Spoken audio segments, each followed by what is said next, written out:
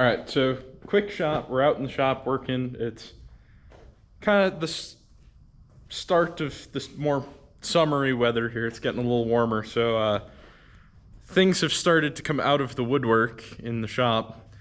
And we were working on the Spitfire, just kind of cleaning stuff out and trying to unpack it a little bit from the move.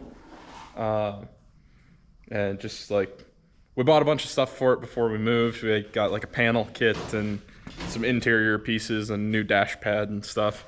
So we're pulling all that out of the car and getting ready to put it on shelves. And so some of it was in the trunk, and we opened the trunk to find this.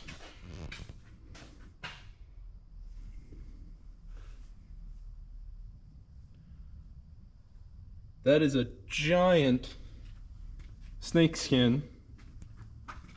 Probably at least 5 feet. At least, because it starts all the way on the passenger side, and it wraps all the way along the back of the trunk, down through the fender. I don't know if you can really see that in the dark, and then kicks out down over here. So that is a sizable snake that left that behind. It makes sense because we had a whole bunch of carpet back here. These are the carpet kit for the car and the floor mats. And there's a cardboard box with some other stuff in it. And you can smell mice, and there's droppings and stuff in here. They've clearly gotten in here and been living in it.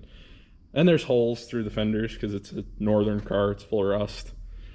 So not really that surprised that a snake found its way into the mouse nest in the car, but not exactly what we were hoping to find in the trunk.